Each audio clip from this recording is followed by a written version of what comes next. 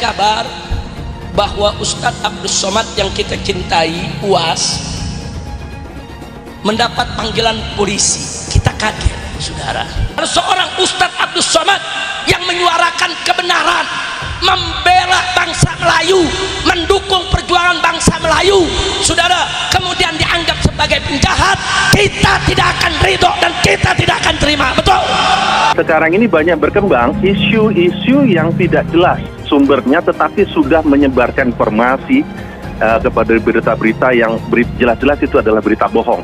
Pemanggilan itu tidak ada sama sekali mengarah kepada atas nama UAS, sama sekali tidak. Yang benar adalah kepada saudara B, yang mana saudara B ini yang diminta keterangan berkaitan dengan dukungan logistik ya sebagaimana yang diceritakan. Tetapi yang sampai di dunia maya, di dunia digital ini seolah-olah adanya penangkapan, kemudian dia berkembang lagi. Dan kita berharap kepada tokoh-tokoh informal ini agar bisa menenangkan suasana. Kita kaget, saudara. Seorang Ustadz Abdus Somad yang menyuarakan kebenaran, membela bangsa Melayu, mendukung perjuangan bangsa Melayu, saudara, kemudian dianggap sebagai penjahat. Rizik Syihab, kita tahu dia adalah ketua FPI. Orang ini selalu mengatakan dia itu adalah Habib, tapi saya nggak percaya kalau Rizik Syihab itu adalah Habib, ya, karena tidak ada yang namanya keturunan Rasulullah kayak Rizik Syihab ini. Apa yang dilakukan Rizik itu sudah melanggar hukum. Banyak kasus hukum yang harus dipertanggungjawabkan oleh Rizik Syihab. Ya, karena apa? Selama ini kita tahu ya, kualitas mulutnya Rizik Syihab itu rendah sekali, ya, terlalu menyampah di negara ini. Dia selalu mengeluarkan ujaran kebencian, permusuhan, menghina orang seenak-enaknya. Shalom saudara-saudara, berjumpa kembali dengan saya Pendeta Rio Pasar Ibu. Apa kabar kita semua? Saya berharap kabar kita semua pasti baik-baik saja. Saudara dikasih Tuhan, dalam nama Yesus Kristus, firman Tuhan katakan bahwa Tuhan berhak merendahkan, Tuhan berkuasa merendahkan orang-orang yang tinggi hati. Saudara, Tuhan juga berhak meninggikan orang-orang rendah hati. Tuhan berhak mengangkat orang-orang miskin menjadi orang-orang kaya. Kuasa itu ada pada Tuhan. Saudara dikasih Tuhan, itu sebabnya kita sebagai manusia jangan sombong, tapi marilah kita selalu rendah hati, selalu mengandalkan Tuhan, selalu mengutamakan Tuhan, bukan mengutamakan kepentingan kita, bukan mengutamakan kesombongan kita. Saudara dikasih Tuhan, kita akan lihat video cuplikan bagaimana di dalam cuplikan ini ada seseorang yang selama ini menghujat Kristus, yang selama ini benci kepada kekristenan.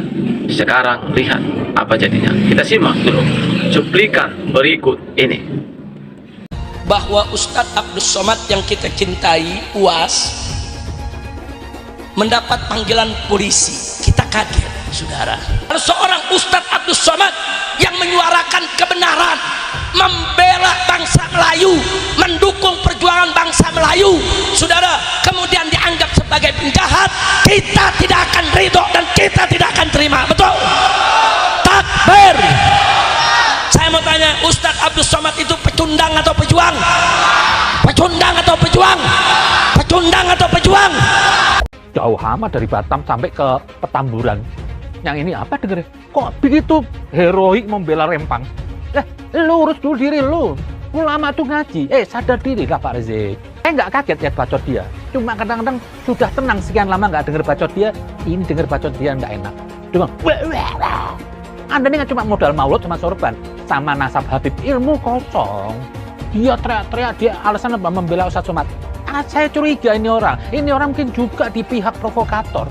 Ustadz Somad katanya ditangkap. Anda fitnah. Rizik Syihab, kita tahu dia adalah ketua FPI. Orang ini selalu mengatakan dia itu adalah Habib, tapi saya nggak percaya kalau Rizik Syihab itu adalah Habib, ya, karena tidak ada yang namanya keturunan Rasulullah kayak Rizik Syihab ini. Apa yang dilakukan Rizik itu sudah melanggar hukum. Banyak kasus hukum yang harus dipertanggungjawabkan oleh Rizik Syihab. Ya, karena apa? Selama ini kita tahu ya, kualitas mulutnya Rizik Syihab itu rendah sekali, ya, terlalu menyampah di negara ini. Dia selalu mengeluarkan ujaran kebencian, permusuhan, menghina orang seenak-enaknya, menghina kepala negara seenak-enaknya. Ini yang dibilang Habib? Tidak, ya. Tindak tegas dia. Tidak ada perlakuan khusus untuk Rizik Syihab. Jangan panggil-panggil Habib lah. Nggak perlu manggil-manggil memuja-muja dia Habib. Karena Rizik ini bukan Habib. Ya, Rizik ini bukan Habib. Sekarang ini banyak berkembang isu-isu yang tidak jelas sumbernya, tetapi sudah menyebarkan informasi kepada berita-berita yang jelas-jelas itu adalah berita bohong. Pemanggilan itu tidak ada sama sekali mengarah kepada atas nama UAS, sama sekali tidak. Yang benar adalah kepada saudara B, yang mana saudara B ini yang diminta keterangan berkaitan dengan dukungan logistik ya sebagaimana yang diceritakan. Tetapi yang sampai di dunia maya, di dunia digital ini seolah-olah adanya penangkapan, kemudian dia berkembang lagi. Dan kita berharap kepada tokoh-tokoh informal ini agar bisa menenangkan suasana. Untuk saudara Rizik Syihab, antum jangan memprovokasi masyarakat untuk melawan pemerintah yang sah. Dalam kasus Rempang khususnya, jangan percaya dengan orang yang sok pahlawan mau membela rakyat. Mereka hanya memperalat rakyat untuk kepentingan dan agendanya sendiri, untuk merusak pemerintah dan merusak masyarakat Indonesia. Jangan pernah percaya. Merdeka! Merdeka! NKRI! Pancasila! Kita rakyat pribumi jangan sampai mau ditunggangi untuk berbenturan dengan pemerintah kita sendiri. Bagi mereka-mereka yang mencari keuntungan, yang ingin mendapatkan manfaat dari kekisruhan dan air keruh, maka kami menghimbau dan meminta kepada aparat keamanan, bahkan kalau perlu aparat Hankam sekaligus, itu untuk berlaku dengan tegas. Dan bagi para provokator harus ditumpas sampai ke akar-akarnya, harus dihabisi dan ditindak dengan tegas. Terima kasih. Saya dengar kabar bahwa Ustadz Abdus Somad yang kita cintai, UAS, mendapat panggilan polisi. Kita kaget, saudara. Seorang Ustadz Abdus Somad yang menyuarakan kebenaran, membela bangsa Melayu, mendukung perjuangan bangsa Melayu, saudara, kemudian dianggap sebagai penjahat. Kita tidak akan ridho dan kita tidak akan terima. Betul? Takbir. Saya mau tanya, Ustadz Abdus Somad itu pecundang atau pejuang? Pecundang atau pejuang? Pecundang atau pejuang? Di Rempang dan sekitarnya, masyarakat sudah tinggal di situ dari tahun 1700-an. Terus sekarang anak cucunya mau diusir. Dari mana ceritanya? Terus mau dikasih sama orang yang namanya Tommy Winata. Saudara, siapa dia? Mentang-mentang banyak duitnya, mentang-mentang banyak hartanya, terus mau jadi jagoan di negeri ini. Dia mau beli semua pejabat untuk diadu dengan rakyat. Kurang ajar. Saya ingatkan kepada semua naga-naga, saudara.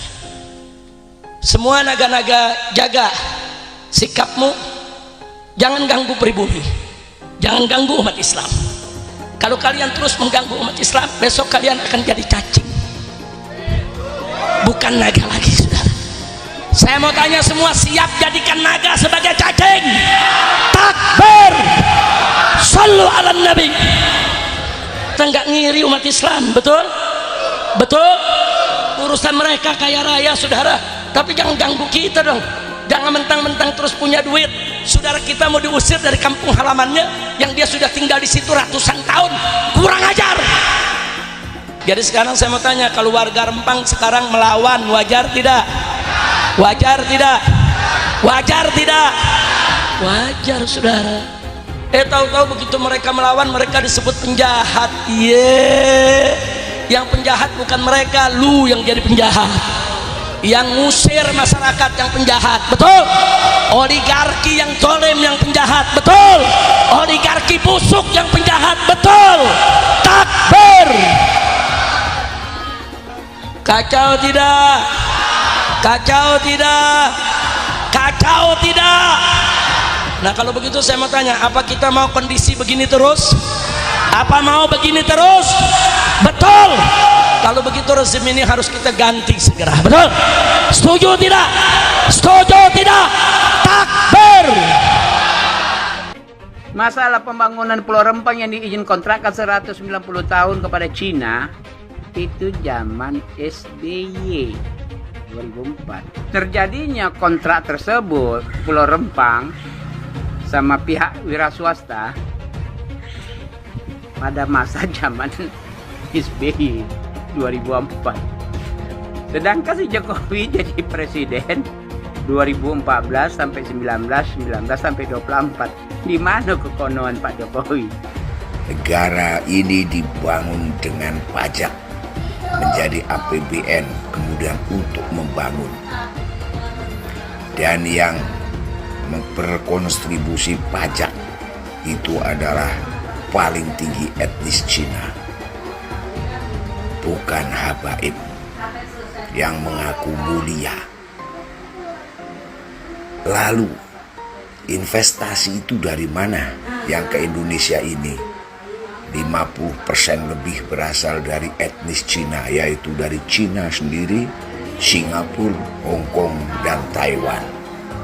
Tidak tercatat dari Yaman Selatan. Mungkin kecil sekali atau bahkan tidak ada. Jadi, kalau ngomong mulia-mulia, itu siapa yang lebih mulia dalam berkontribusi membangun negara ini, menyediakan jutaan lapangan pekerjaan, ngasih pekerjaan kepada pribumi, pada makan, pada sekolah.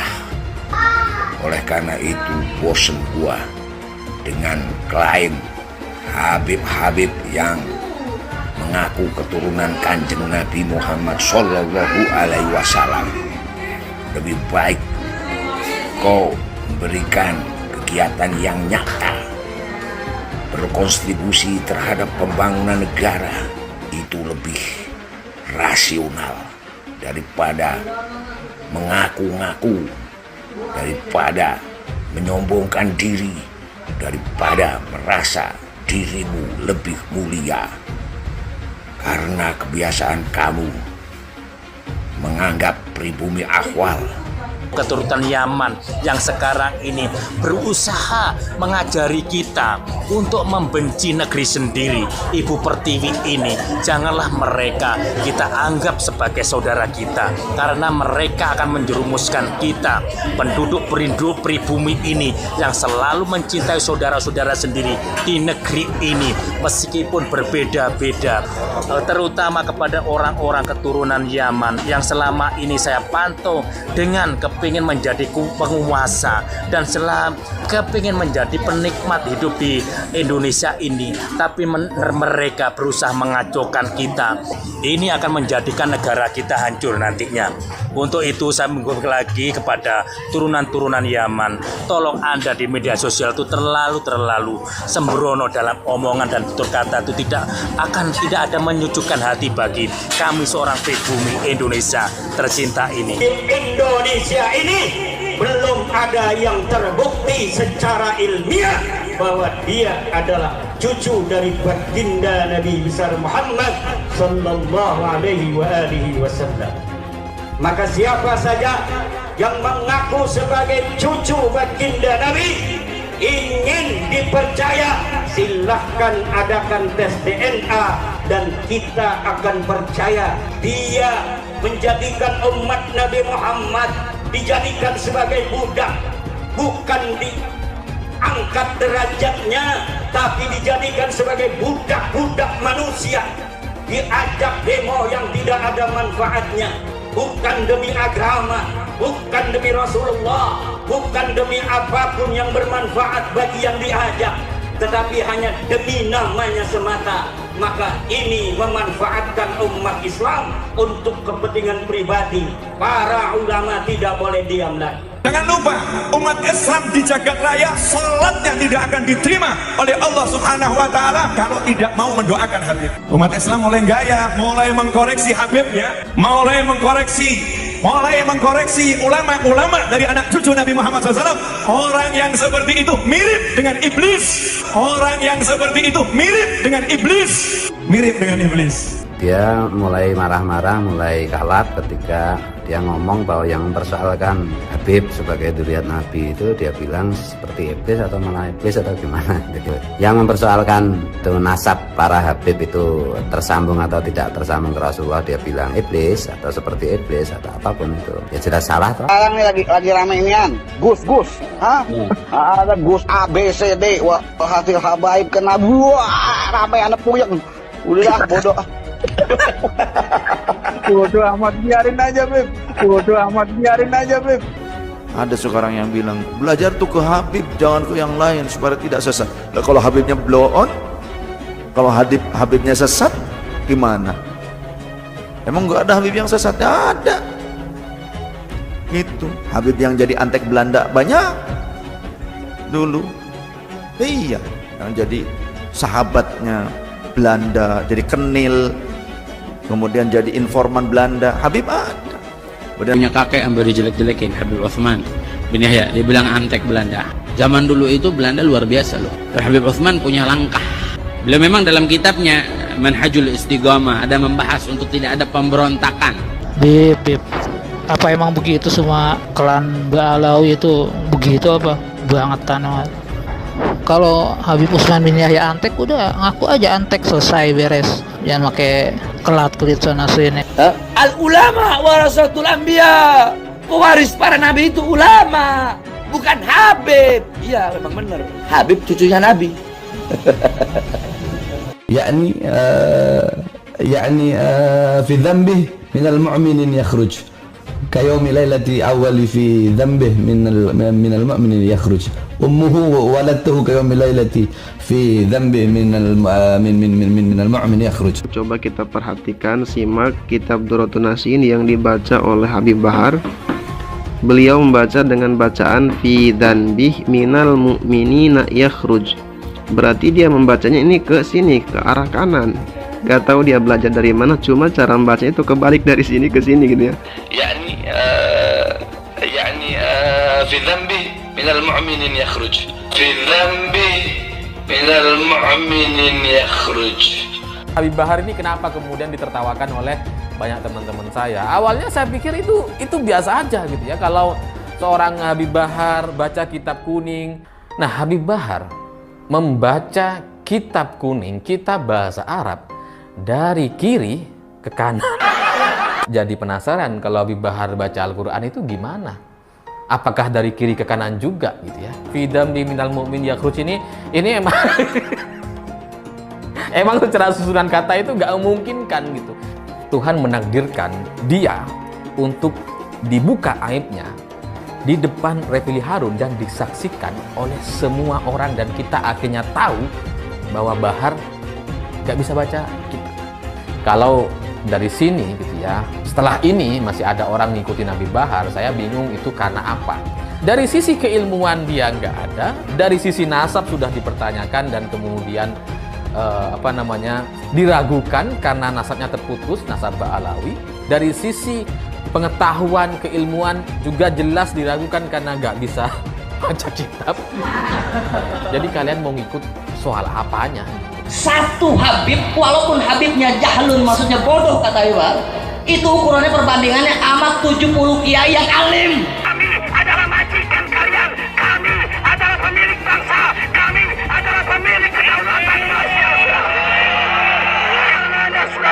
Kita orang Indonesia, panjenengan semua punya hak untuk hidup nyaman, merdeka. Jangan mau diperbudak. Apalagi kalau ada orang yang akhlaknya buruk kemudian meminta Anda semua bangsa Indonesia menjadi tameng hidup mereka. Jangan mau dengan doktrin di darah kami mengalir darah Rasul SAW. Di dalam tubuh kami mengalir darah Rasulullah. Di dalam tubuh kami mengalir darah Rasulullah. Kami ini cucu Rasul, maka siap kalian bela habaib, bela kami. Siap kalian angkat senjata untuk habaib. Yang dibelanya mafia, yang dibelanya begundal. Siap korbankan nyawa demi habaib. Siap korbankan darah demi habaib. Siap korbankan nyawa demi habaib. Allahu Akbar. Ada orang ngajak-ngajak perang, megangin mik, teriak-teriak, siap perang, siap, Siap perang. Siap. Ya perang sama siapa? Siap serbu istana. Siap serbu istana. Siap ambil alih kekuasaan. Takbir. Siap berjihad. Saya ingatkan kepada semua umat Islam, siapkan senjatamu. Siapkan senjatamu. Kalau besok ada panggilan jihad, siap berjihad. Siap berjihad. Pancasila Soekarno, ketuhanan ada di pantat. Anak Tuhan dari mana? Kalau Yesus anak Tuhan, bidangnya siapa? Besok di seluruh wilayah Indonesia kami katakan bahwa karena di salib itu ada jin kafir. Karena di salib itu ada jin kafir. Karena di salib itu ada jin kafir. Haleluya. Kepalanya ke kiri apa ke kanan? Kepalanya ke kiri apa ke kanan? Kita percaya salib itu lambang mulia, bukan jin. Kok ketawa? Aku nggak nyindir. Nah, saudara-saudara, baru saja kita menyimak video cuplikan tadi. Saudara, ada ayat firman Tuhan dalam Alkitab bahwa kita sebagai rakyat, kita sebagai orang-orang yang ada dalam satu bangsa, kita harus mendukung program pemerintah. Kita harus menjadi teman pemerintah. Kita harus menjadi kawan pemerintah untuk membangun bangsa, untuk membangun negara ini, supaya negara ini kuat, teguh, tidak bisa diombang-ambingkan oleh tipu muslihat iblis. Saudara, sebagai rakyat Indonesia, kita harus berdoa bagi pemerintah rakyat Indonesia. Kita harus, saudaraku, bahkan berpuasa untuk bangsa kita, untuk pemimpin negara republik seperti Bapak Joko Widodo. Kita tidak boleh, saudara, menjadi orang-orang yang melawannya, orang-orang yang tidak mendukung, tapi biarlah kita justru menjadi orang-orang yang mendukungnya. Alkitab katakan pemerintah adalah wakil daripada Tuhan. Pemerintah ditetapkan oleh Tuhan, saudara. Ya, itu sebabnya mari kita sebagai orang-orang percaya, sebagai manusia yang sudah Tuhan titipkan kita di Indonesia, kita lakukan bagian kita yang baik. Alkitab katakan apa yang engkau tabur akan engkau tuai. Kalau engkau menabur yang jahat, maka engkau akan menuai yang jahat. Kalau engkau menabur yang baik, maka engkau akan menuai yang baik. Di hadapan Tuhan, semua telanjang, semua terbuka. Tidak ada satupun yang tertutup di hadapan Tuhan. Oleh sebab itu, mari tabur yang baik. Tuhan berkati kita semua. Shalom.